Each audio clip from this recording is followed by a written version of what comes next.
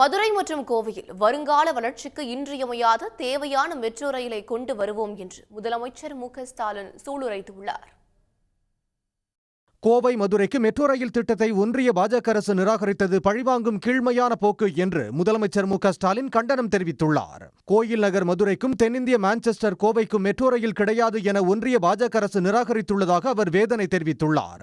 அனைவருக்கும் பொதுவானதாக செயல்படுவதுதான் அரசுக்கான இலக்கணம் என குறிப்பிட்டுள்ள ஸ்டாலின், பாஜகவை தமிழ்நாட்டு மக்கள் நிராகரிப்பதற்காக இப்படி பழிவாங்குவது கீழ்மையான போக்கு என்று கண்டித்துள்ளார். பாஜக ஆளும் மாநிலங்களில் உள்ள சிறிய இரண்டாம் நிலை மாநகரங்களுக்கு கூட மெட்ரோ ரயிலுக்கான ஒப்புதல் வழங்கிவிட்டு எதிர்க்கட்சிகள் ஆளும் மாநிலங்களை புறக்கணிப்பது அழகல்ல என்றும் தெரிவித்துள்ளார்.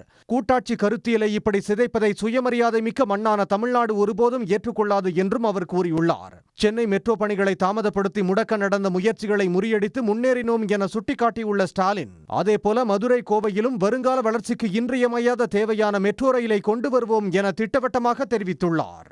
உடனுக்குடன் செய்திகளை தெரிந்து கொள்ள சன் நியூஸ் பெல் ஐகானை கிளிக் பண்ணுங்க.